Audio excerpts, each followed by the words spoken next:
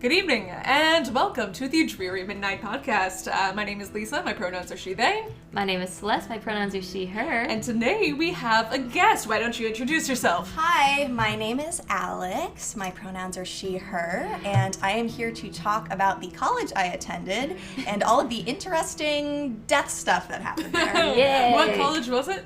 I attended Mount Holyoke College in South Hadley, Massachusetts. Alright, let's dive in.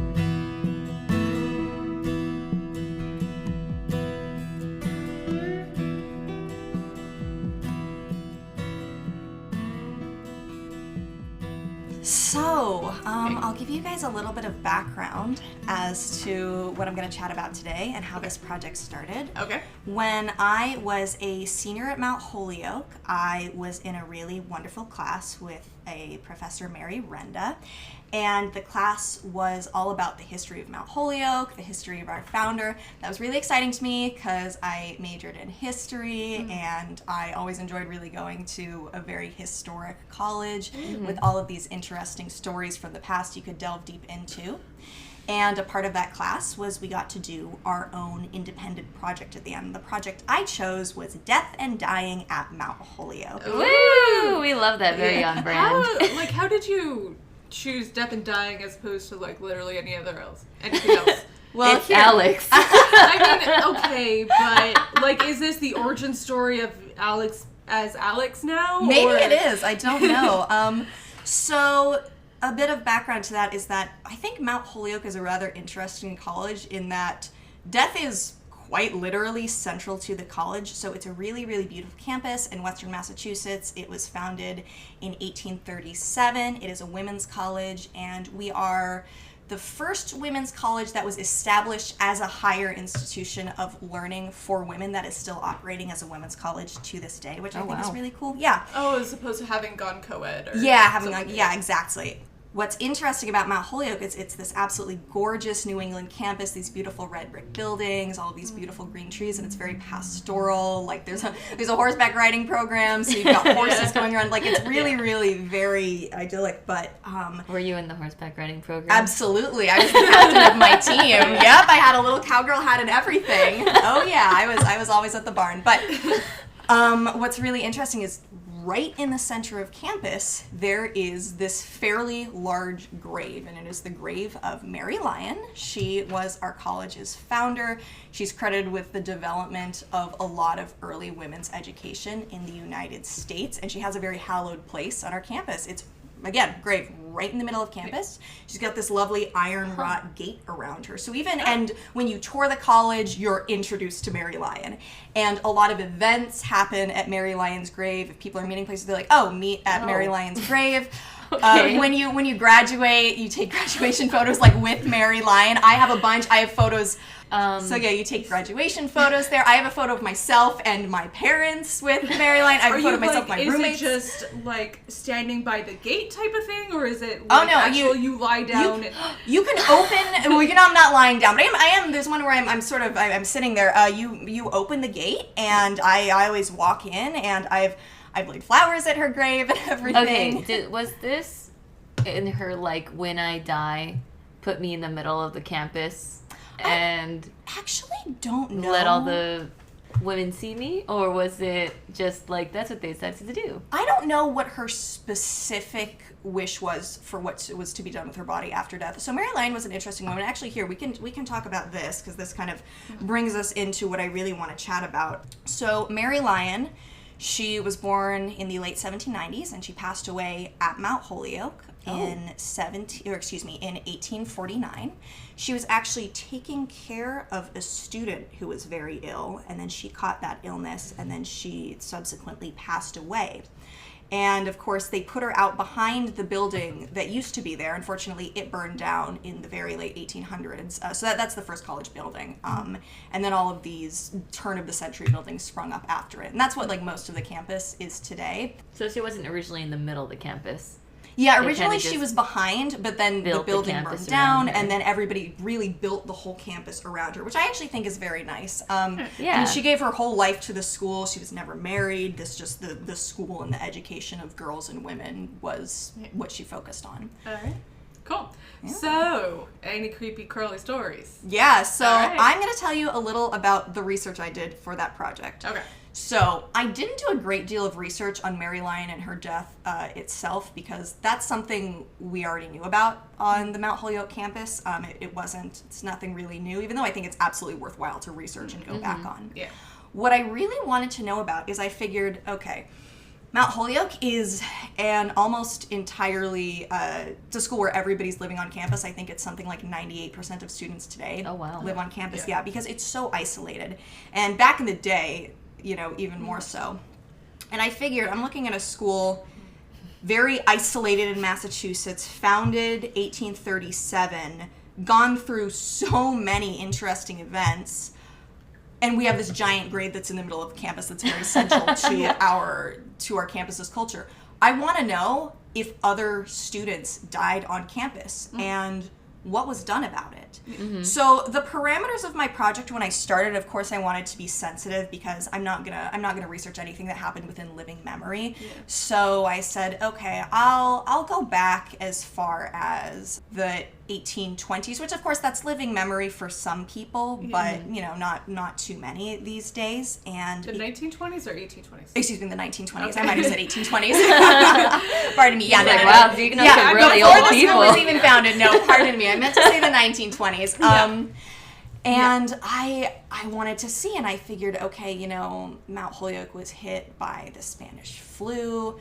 I mean, we've lived through, and this was, mind you, this was before the pandemic happened. So pandemic part 1, really. Yeah. It was really interesting to look at the pandemic after I did all this research. Anyway, so I figured, I set my parameters that wide from 1837 to, the 1920s because I figured I was only going to find a handful of girls and women who died on campus. As it turns out, I didn't even break it past the Civil War. There were I didn't even, there were too many. So I've got my notes up here in front of me. I'll tell you a little bit about it. So here's a quote from a student, Caroline LeConte. She wrote this in September of 1840. Death was so, this isn't her quote. Death was so common on the campus in the early years of Mount Holyoke Female Seminary, as it was called before it was called Mount Holyoke, that in a letter home, a student, Caroline, wrote, quote, "Why they all get sick and die when they go to the seminary." Which I think is really interesting that she wrote that back to her family, why they all get sick and die when they go to the seminary. And I'll say, when I'm reading quotes, I've got a few quotes in here, I'm just going to read it as it was written. Yeah. So some of the phrasing and syntax may be a little interesting. Yeah. So from the founding of Mount Holyoke in 1837 to the beginning of the Civil War, there were approximately 25 student deaths, along with a handful of faculty by my own count. Whoa, this was before the Civil War? Yes, so this is the period 1837 to 1861. Well, so that's what, like one-ish a year, maybe? But it depends. Some years were hit hard. We'll talk about that a little later. Yeah. So, but it's 25 in that, 23, 24-year period. Yeah, okay. I'm going to say it's approximately 25. Many of these students died in an epidemic of typhoid, which struck the campus from 1839 to about 1841. That'll do it. That epidemic took the lives of at least 9 students, 9 from 1839 to 1841. How many students were living on campus at this time, do you know? Well, yeah, so actually let me give you a statistic. Let me scroll through. I have 10 pages of notes, so I have to find the statistic. I highlighted it and bolded it because I knew it was going to be important. So Alex is literally, she's just pulled up her research paper. Yep. And is using that as a reference. So here, I'll read this bit to you. So the 1840s were, I would say, in some ways a very dark period at Mount Holyoke Female Seminary, as it was called at the time. Like I said before, the typhoid epidemic took at least 9 students, and then typhus, measles, scarlet fever, tuberculosis, mumps, and smallpox are picking off even more of the students and faculty. Ooh. In this letter from Marion P. Harwood, who is the class of 1849, the letter is dated 1847, she stated that she never knew so many funerals. She also described, I love this bit, this is so fascinating. She also described watching the passage of the funeral procession of her friend Sophia Kelly from her window, which overlooks the graveyard. So let me just paint that picture for you. What's happening is she is in her dormitory and she's looking out the window, watching the rest of the college campus bring a friend of hers out to the graveyard, which is directly across the street from her dormitory. I mean, really imagine that. Isn't that amazing? But it also seems like it's a whole college community thing. Yes, it That, absolutely like, is. She might be in the room because I don't know what morning practices were like, but like Martha Washington didn't necessarily show her face at George Washington's public funeral because you're not supposed to lose it in public. But like, We're going to So if it talk a was your little close more about friend. that. Yeah. But here, I'll give you this statistic. So, in June of 1849, another student, Mary Quincy Brown, wrote back home to her family saying that there had been 5 deaths at the seminary since the beginning of the winter term. So, let me just break this math down for you. So, the total enrollment of Mount Holyoke in 1849 was 221. 5 of 221 is about 2.3%. Current enrollment of Mount Holyoke is about 2,200. 2.3% of 2,200 is about 51. So if that had happened while I was attending Mount Holyoke, that would mean 51 people would have passed away in 1 year. You know? In one winter term. Yeah. Semester. So it's actually, I don't believe it is it's just one semester, because she says, she wrote this in June, and she says 5 deaths since the beginning of the winter term. So she's at the tail end of the summer term, so I believe that means it's only 1 year. I did have that same thought when I first read that. Oh, okay, Oh, so okay. So you're since- saying like yeah. September. Yeah. Such But a I think that's an amazing statistic, and I But really... still, like over the course of 9 months, that's a lot. Yes. Yeah. That's an I don't know. incredible amount. Which brings us back to why they all get sick and die when they go to the seminary. I mean, Yeah. people are looking around saying, what is going on here? Ooh. I mean, isn't that just devastating? Yeah. You don't think about, for those who went to college, imagine just being in your college, looking out a window and just seeing a friggin' funeral procession. Exactly. I Yeah, mean, it's good grief. amazing to think about. So I'll tell you a little bit about the first death at Mount Holyoke. Okay. The first known death at Mount Holyoke happened in the spring of 1839. So, of course, school's founded in 1837. So 2 years in. 2 years. In a letter to Zilpah Grant, who was a mentor and a fellow educator of Mary Lyon wrote, quote, "Death for the first time has entered our windows and marked one of our number as his victim. It has been a trying, solemn time." Wait, that's hardcore, first of Yeah. all. Yeah. What a hardcore way of saying Yeah. that. But I have a also- lot of beautiful quotes for you guys. Yeah, that is, Emily Dickinson has entered the chat. Emily Dickinson was an alum of our college. Uh-huh. That makes so much sense. She was here around this time, yeah. Queer yeah, icon. She would have Emily been. Dickinson. It was a women's college. Yeah. She would have known Mary Lyon, which is a really fascinating thought. That's cool. So this letter Mary Lyon wrote is dated from April 12th of 1839. Oh, almost the anniversary as we're recording, because we're recording on Oh, the you're 16th. right. Yeah, I didn't Yeah. even realize that. Oh. So here's what's interesting. This is kind of leading us into some of the cultural phenomenon that was going around at this time. So Mary Lyon, the school, it was to give young women in Massachusetts the opportunity to receive a higher education. It absolutely was that. It was never a finishing school or anything like that, but a massive part of Mary Lyon's philosophy was teaching young ladies to be good Christian. And this is happening... Is there, wait, there's a dog howling? Something's going on. Jojo upstairs is very mad about something, I think. My upstairs neighbor has a dog, and usually Jojo is pretty chill. But I guess, again, similar to Celeste's dogs, Clem, Nat farted in Kentucky, and therefore Jojo is mad. So if you hear any barking in the background, again, it's them Nats in Kentucky. Oh, I'll also say I do feel like I want to shout out one of my very favorite professors, Professor Jim Hartley. fantastic professor at Mount Holyoke, and he actually compiled many of Mary Lyon's writings in a book called Mary Lyon Documents and Writings, and that's where a couple of these quotes are coming from. Most of them are coming from my research in the Mount Holyoke archives, but I do want to shout out his book because he's a really wonderful professor, and it was immensely helpful during this project. Yeah. Shout out. Oh, yeah. And that will be included in the show notes as well. Also, okay, real quick before you get back into it, was there cemetery across from or integrated into the school? I'm going to get talking about that soon. We're going to go through a couple of the deaths, and then we're going to talk about where all of these ladies were buried. Nice. So, of course, the first one we don't know, but I'll read this little quote to you as a part of that letter that I just read. So we're still talking about the first young lady who died. I was not, in my research, I was not able to find a name for her, which is a shame.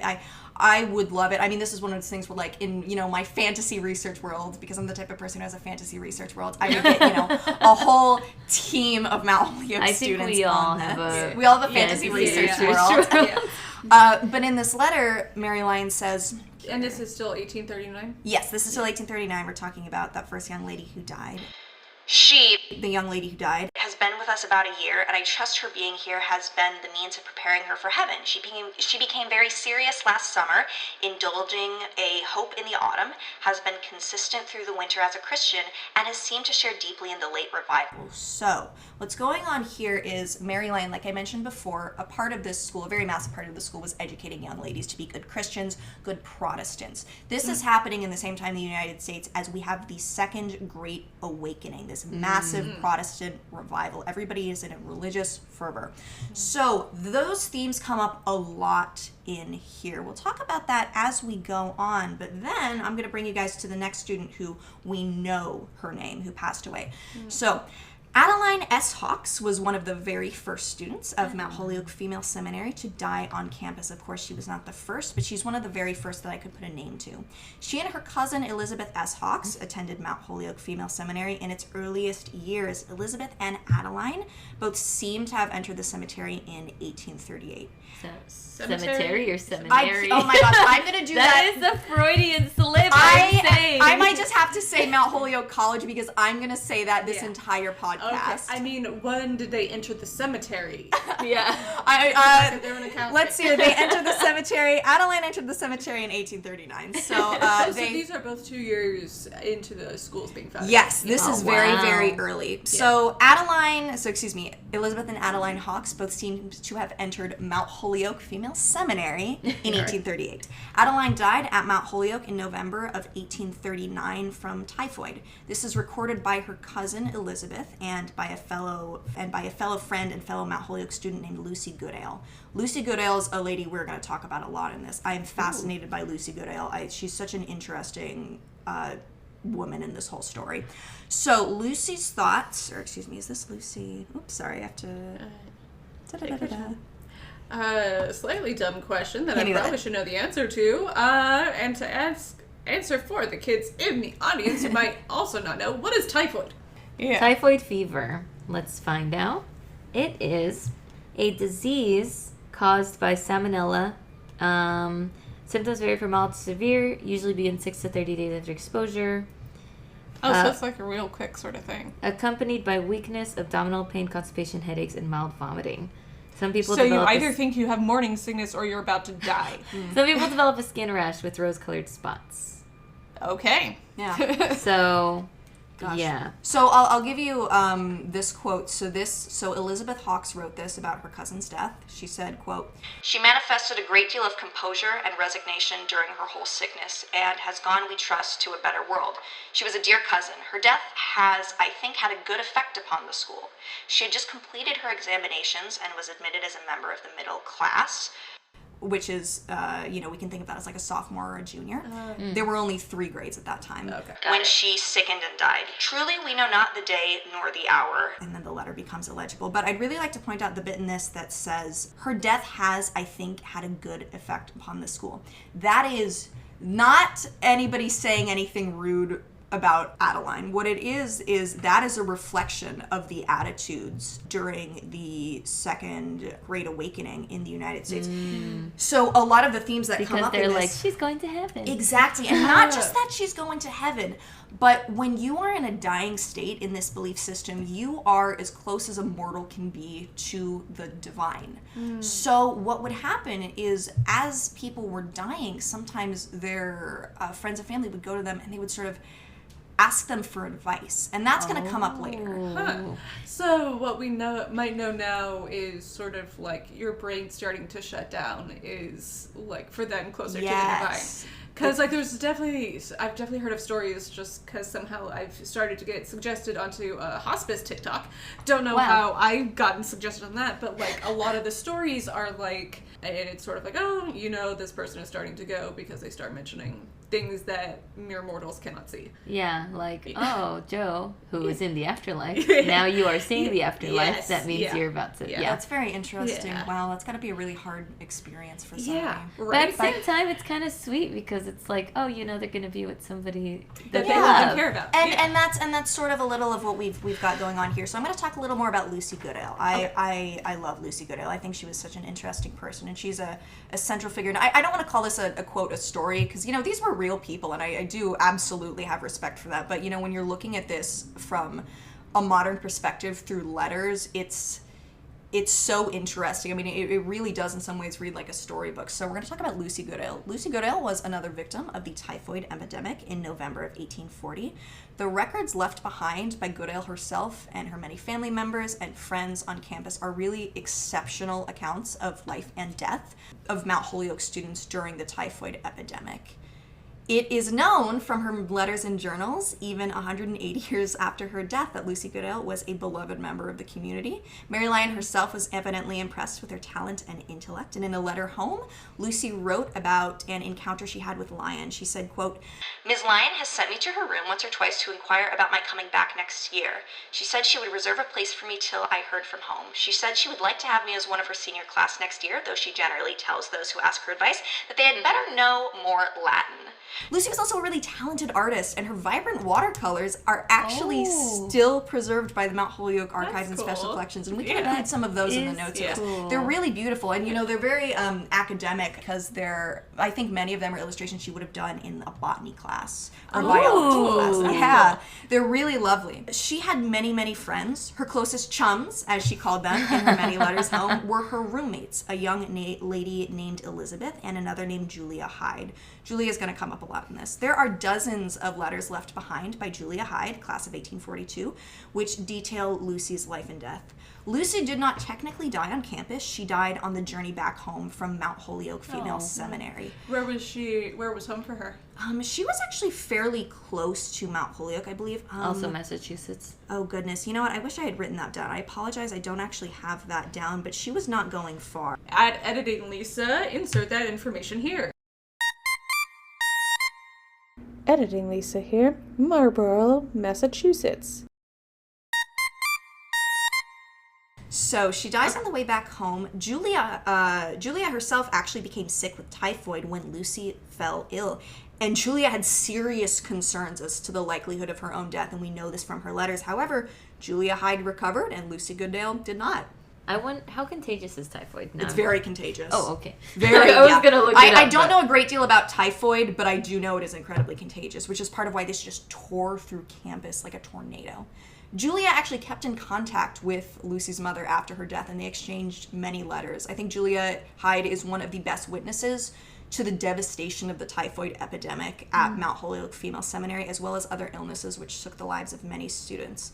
Tragically, this is so horrible, after losing her best friend in November of 1840, that being Lucy Goodale, Julia Hyde lost her little sister and fellow Mount Holyoke classmate Charlotte Hyde to measles in the spring of 1842. Oh my god.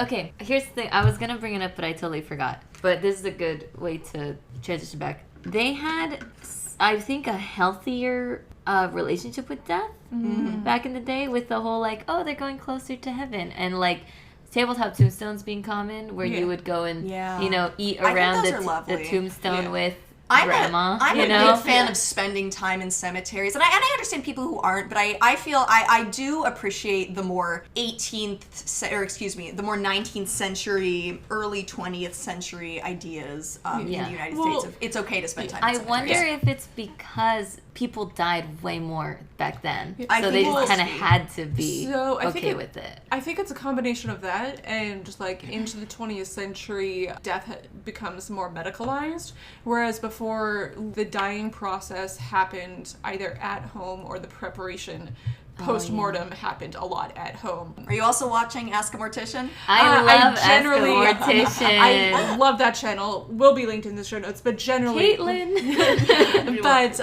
generally, like, the point we're coming from on this is that, like, stuff happened a lot more at home. Yes. There'd be... I wish. it Yeah, still and did. so this could go on the running Google Doc for future topics, but My just... friend is studying to be a mortician. That- Maybe one day in the future we Oh, can have good her on. interview. But the point being is that everything, it's a healthier coping mechanism because you see it regularly Yes. from a young age. So, like, having kids was more of a common thing, and you felt more equipped for it because, like, you were looking after nieces and nephews and younger siblings and things like that. But, like, similar with the dying process, you were, like, around it and you saw it, and it's for a long time a very feminine coded job to do. It's part absolutely. Of it's part of the household. Like, maintenance is like you have to be around and you have to see it and you have to clear up. Women's work. Yeah. Go ahead. No, I was gonna say I do wish it was a little more because, like I said, when I walked in and Devin came in and was making jokes about death and dying, and I said that mortality is the one thing that all humans have in common. Yeah. That's true. I wish it was still more.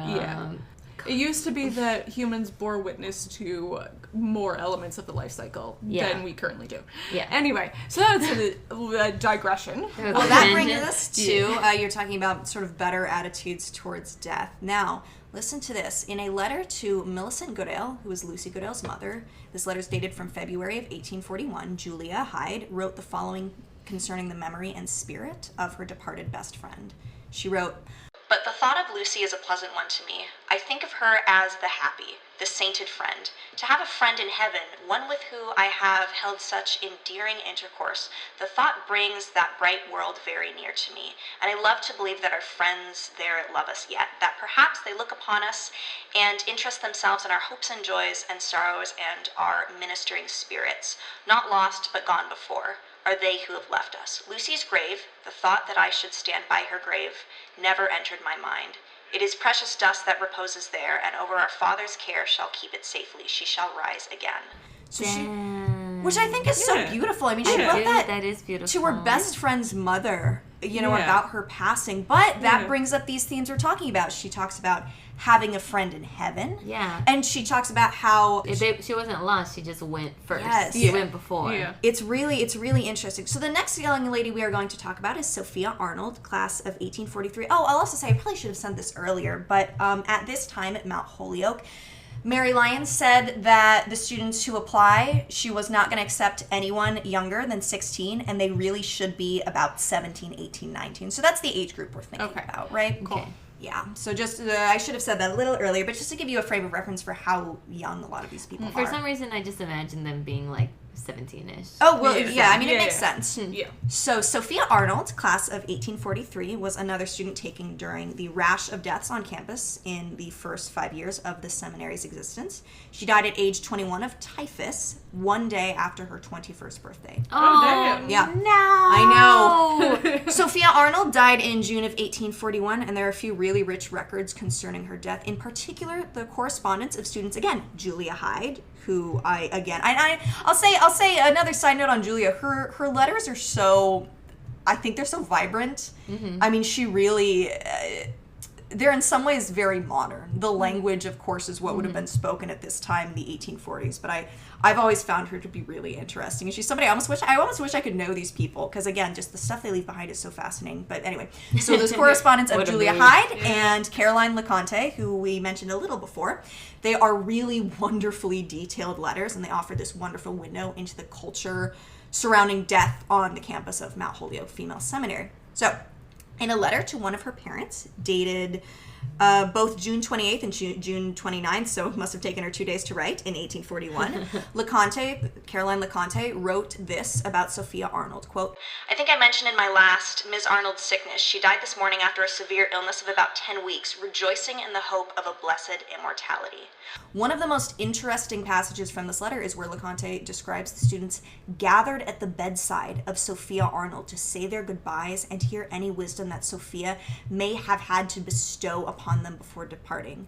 So Caroline writes, quote, "Last Thursday, she had friends call around her bedside to receive her parting advice. She sent it to the young ladies of the school, which was, 'Love Jesus now. Don't wait until you get through your studies. You can get along with them a great deal better if you are faithful to Christ. You cannot serve Christ too faithfully.'" She said that the only thing she had to regret was that she had not been more faithful. And then concerning, again, Sophia Arnold's death, so the same young lady dying, this is Julia's record of the same thing. So I suppose Caroline and Julia were both at her bedside in their dormitory while she's dying, which really think about that for a second, what that would be like. I mean, that's incredible. Yeah. So Julia said, "Death has been among us, and Sophia is released from her sufferings. 4 weeks from today, we were gathered by her bedside to see the last struggle, and at sunset of the same day, we met again for the funeral service.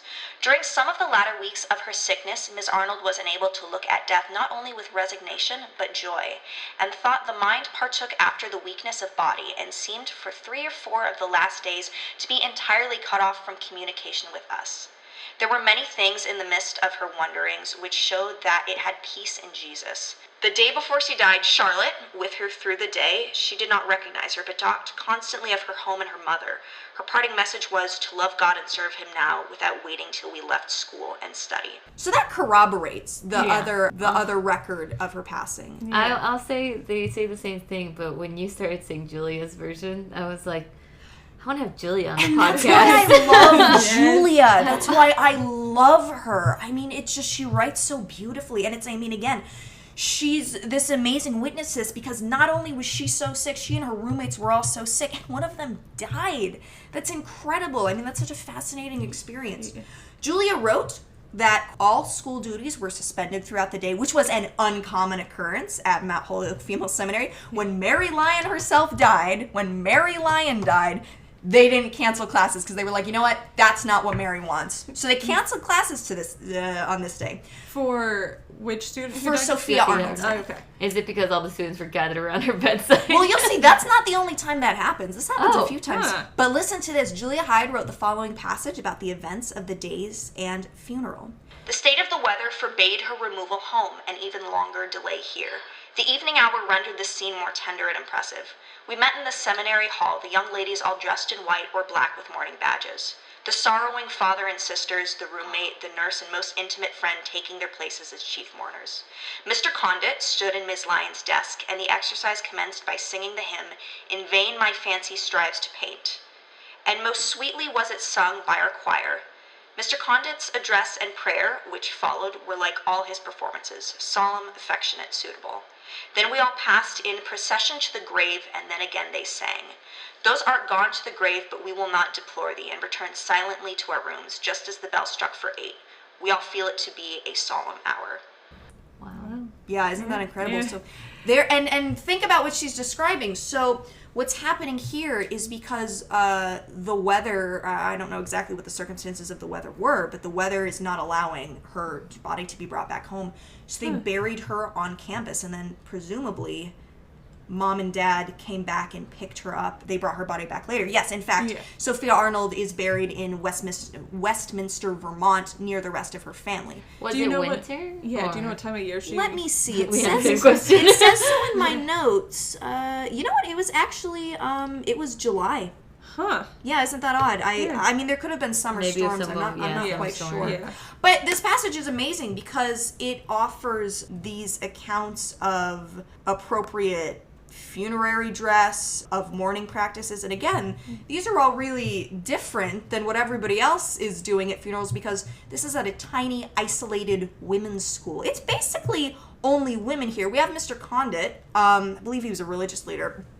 But And the father.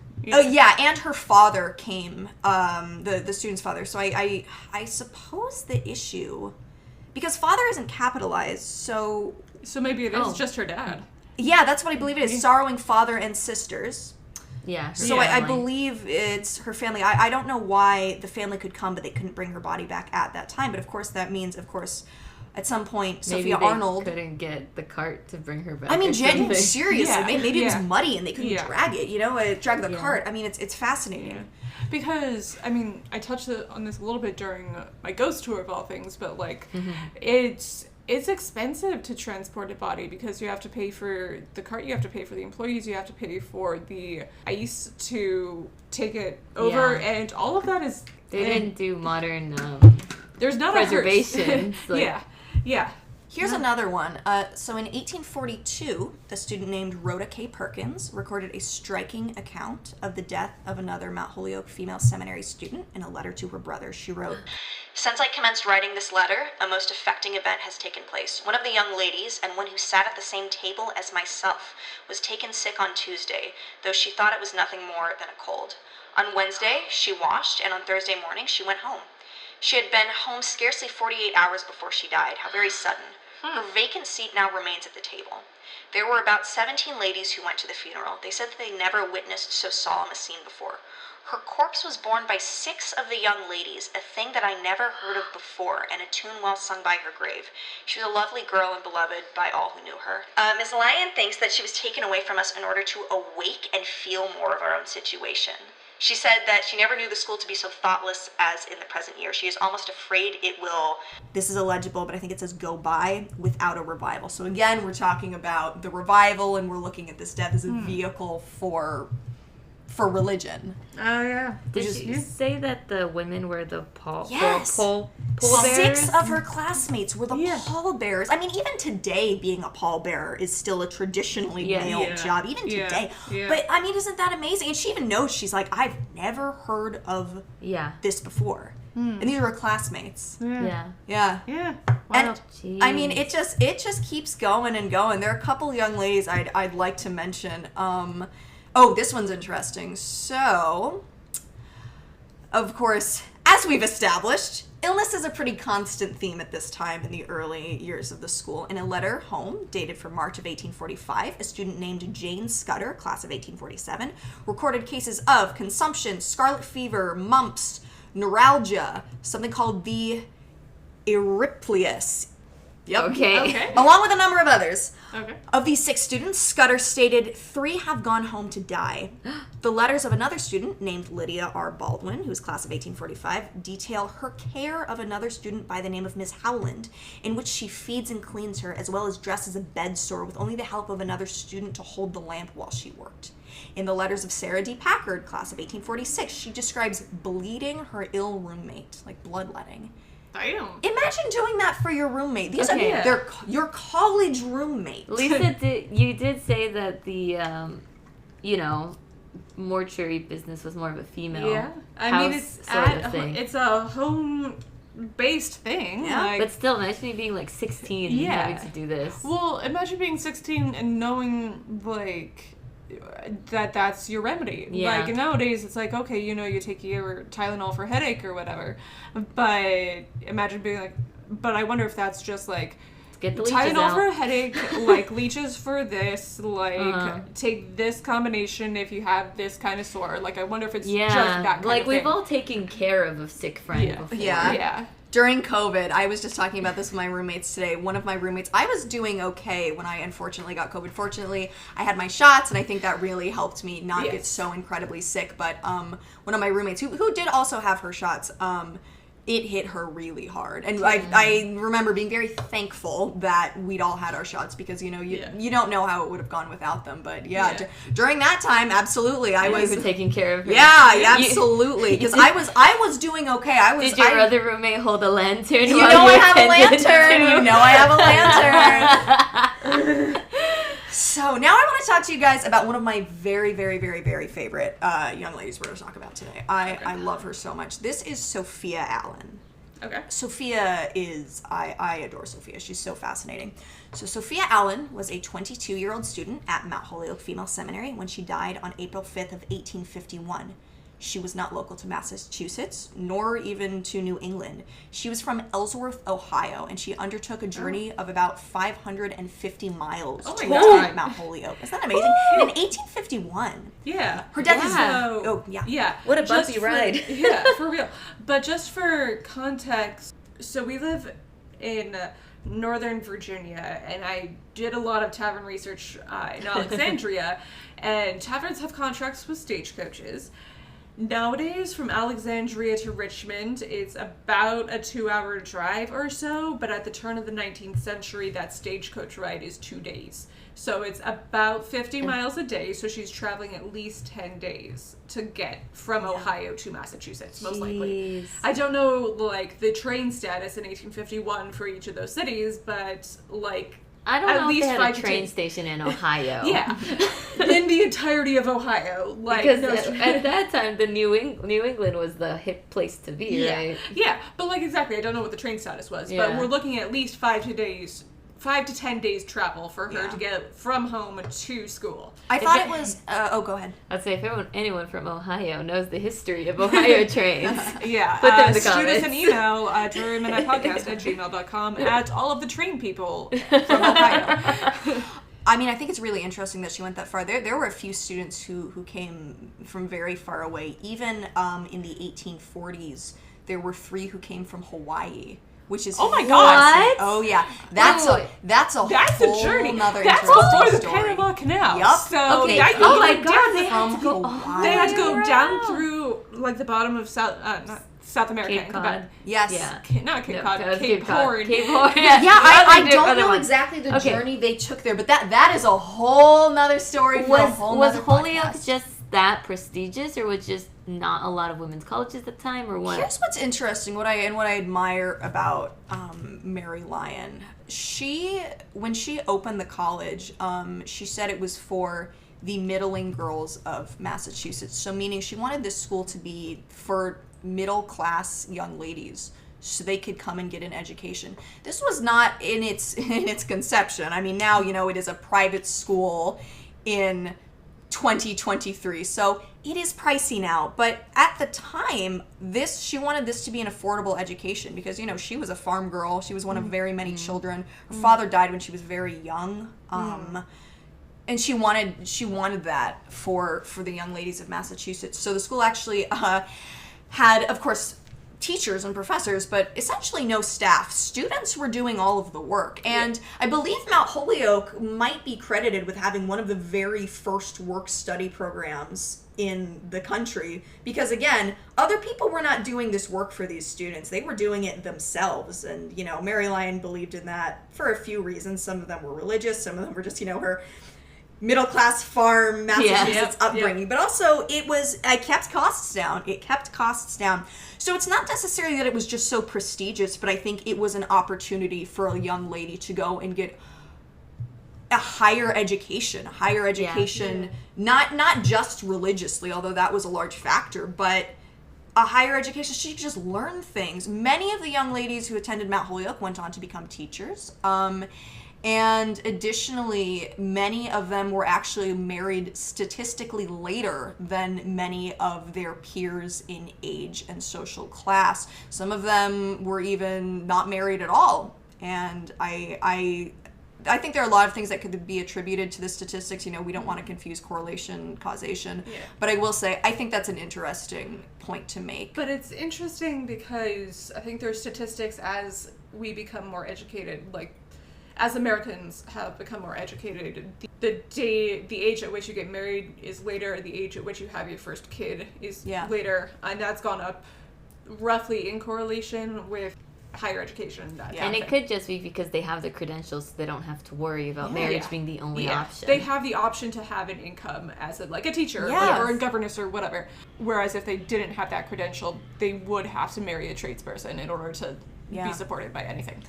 So, Sophia Allen, her death is very well recorded in the Mount Holyoke College archives. In the correspondence of Mary O. Nutting, who was a fellow classmate of Allen's and a member of the class of 1852, she wrote to her father about Sophia Allen's death, saying, "The young lady was Miss Allen of Ellsworth, Ohio. It was 3 weeks ago last Friday, I think, that she was first absent from the table. And on Saturday of Sabbath, she was removed to one of the apartments designed to be occupied in sickness and constructed so as to be as retired as possible. Her disease was at first erysipelas. I'm so sorry if I'm pronouncing that wrong. Not of the epidemic type, however." So I'll point out here we have again this image of everybody sits down to eat together and then someone's gone. And you look around and you're like, oh, we're missing someone. But she wasn't dead at this point. She wasn't dead at this point, and that leads us into this fascinating passage. So Nutting also recorded the care that the members of the campus community took to ensure that Sophia Allen had a peaceful passing. About this, she wrote, "Everything that could have been done for her was done. Her roommate attended her with utmost care, both before and after the arrival of her relatives, and 2 physicians were in almost constant attendance for many successive days and nights. The young ladies were always ready to watch, and the teachers, especially Ms. Scott, did everything in their power. Monday morning, the members of the section to which she belonged, Miss Scott's, were sent for her at her request, and the hymns, 'There is an Hour of Peaceful Rest' and 'Jesus Can Make a Dying Bed' were sung to her. When we assembled in the seminary hall for morning devotions, the windows were, parentheses, the sick room was in the wing so that she could easily hear it, end parentheses, open so that she might for the last time listen to our hymns." All right. In case you didn't catch what's going on there. Alex and Lisa, I need you to sing at my funeral. Okay. Yeah, no, this is not Sing you. hymns to me. But that's amazing. This as is I not, die. Yeah, it's as she's dying. So, like, just so we're all clear as to what's going on here, we have this student.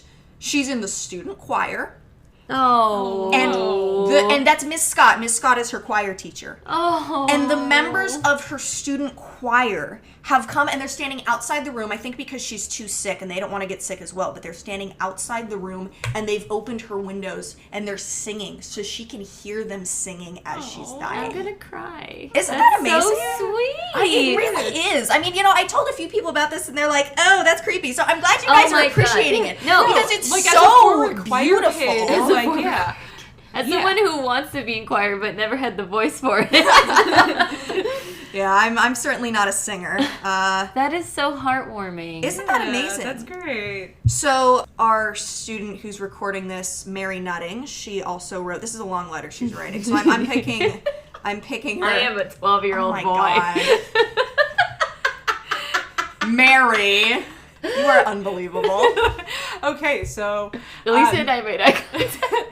all right, so take 10 seconds. Her name is Mary Nutting. Okay. I'm good. We're Gonna make your peace with that. All right, so what happened to Mary? Mary continues to write about Sophia Allen's death. She wrote, "Sophia was perfectly calm in the prospect of the probable termination of her sickness and remarked that others spoke of death, but to her it was going home. Saturday of that week and for several days of the following week, she seemed constantly sinking, and her death was hourly expected.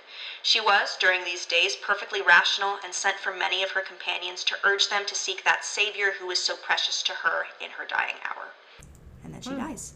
So she dies, of course, in the dormitory at Mount Holyoke. This is what's interesting, and this is a photo I will make sure to get to, and I highly encourage the listeners go and take a look at this photograph. If you look at any photos from this, look at this one. What's fascinating to me about Sophia Allen and why I really love her is because I mentioned before, we've got Mary Lyons' grave that's in the heart of campus. Mm-hmm. I was always, myself and everybody else, were always under the impression Mary Lyons the only one there. And today I do believe she is the only one there. However, listen to this. This is also written in Mary's letter about Sophia Allen's death. So, "The funeral exercises were held in the seminary hall, and her remains were buried in the grounds east of the seminary, just within the enclosure that surrounds Ms. Lyons' grave."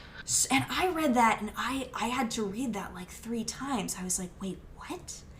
And then I go back, and I found this amazing photograph.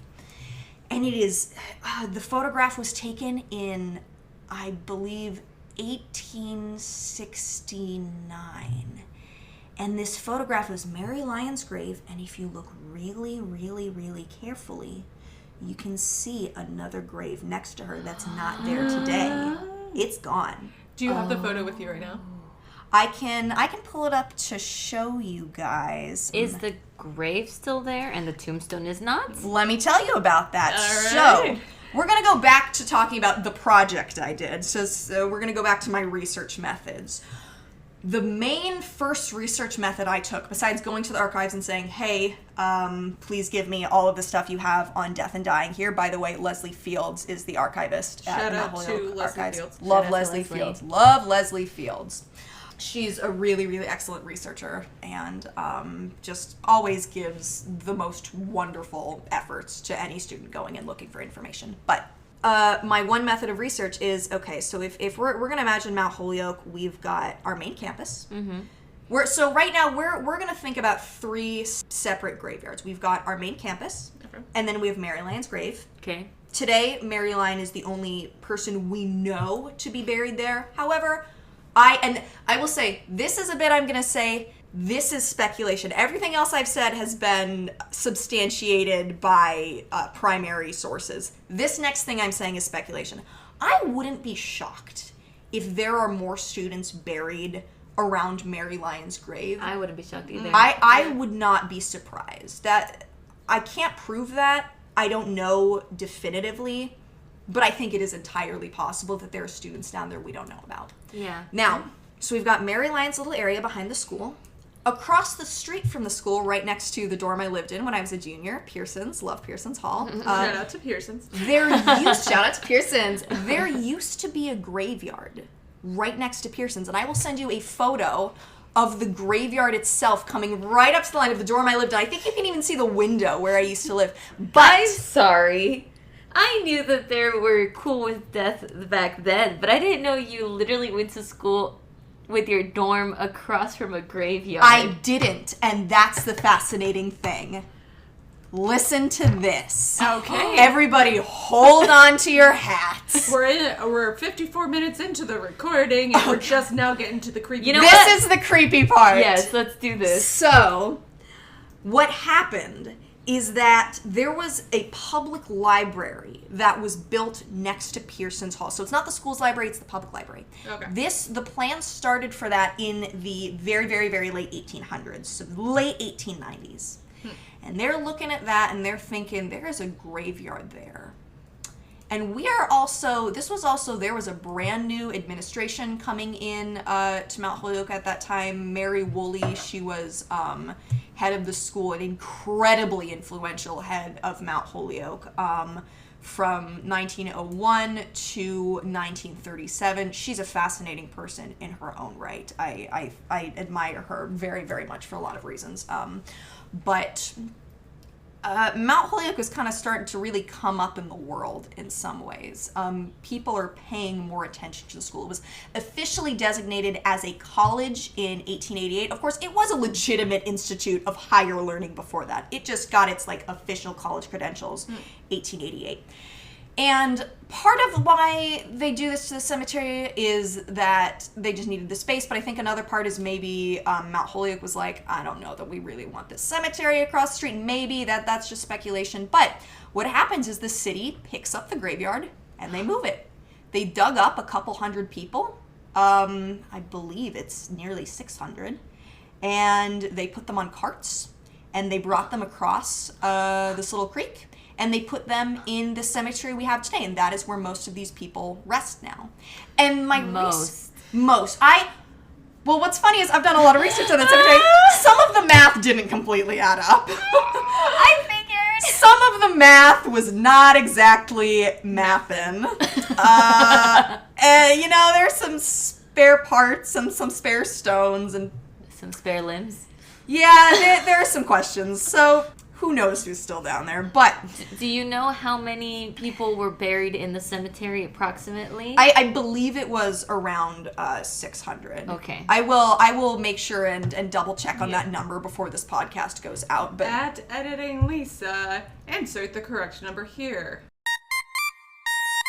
465 headstones, probably a grand total of around 617 total bodies.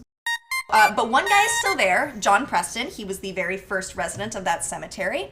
And was he a professor? no, this was long before Mount Holyoke. Where are you, John? Oh, because this was just a cemetery, but it wasn't Mount Holyoke's cemetery. Yeah, exactly. Got it. Yes, John Preston. So he was buried there in 1728. Got it. And he's the only one who's still there because he was the very first member of the cemetery, and his descendants asked that he be left there. So he was left there. But they picked everybody else up and brought them across the creek, and they're now in their resting place today, which is at the Evergreen Cemetery, which is another place that I was able to do a really great amount of research on. Let's just relocate this cemetery. Yeah, but here's the thing. Here's the thing. It gets worse. My research method when I started, I figured, okay, here's what I'm going to do. I'm going to go to Evergreen Cemetery, and again, this is one of those moments, I wish I had a whole team of people to do this, but I picked that old bit of the graveyard where I knew the old graves were, and I walked up and down the rows, and what I did is every time I found a young lady who was not buried around anybody with her same last name, I jotted her name down. And then I went back into the Mount Holyoke archives and I did research and I went to see if she was a student there. And that was a very fruitful research method. And that gave me a lot of these names. And one of them is Sophia Allen, who we're talking about.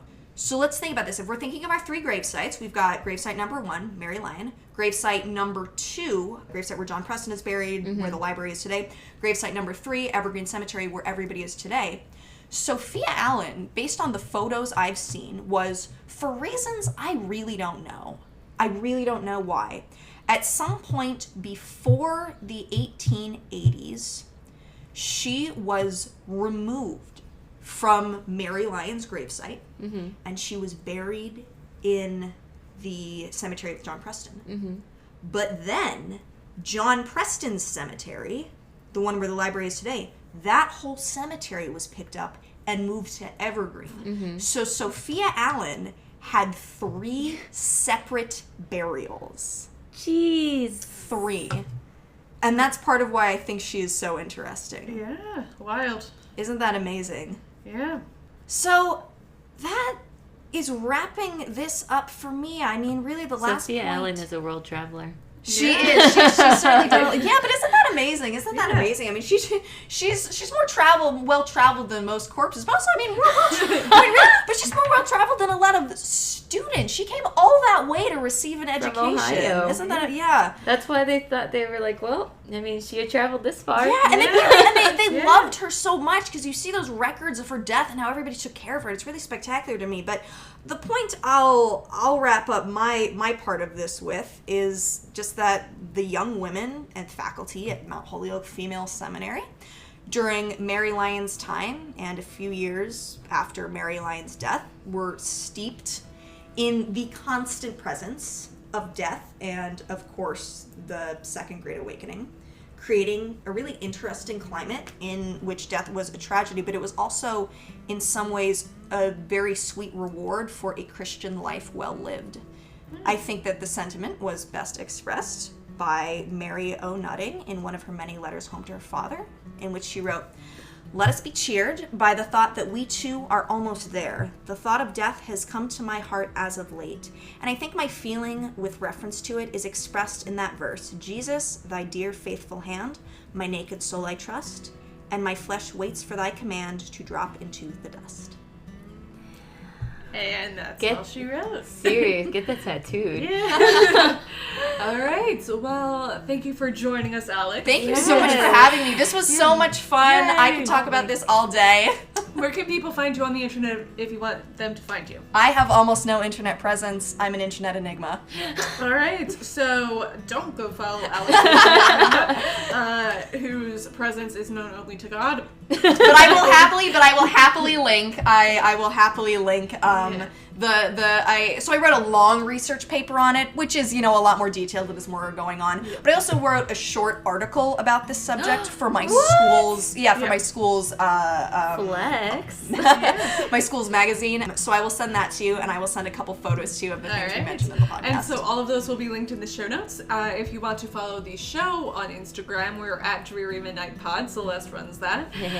If you want to send in any questions, comments, concerns, fears, hopes, dreams, interesting stories, send us an email, drearymidnightpodcast@gmail.com. Yes. If you want to give us money, we would appreciate it. Patreon.com/drearymidnight. And with all of that said, for those of y'all still listening, Don't get typhoid fever. Just don't. It's a bad idea. Also, stan Julia and read Emily Dickinson. Yeah. Shout out to Emily Dickinson and safe travels home on this dreary midnight. Good night. Good night. Good night.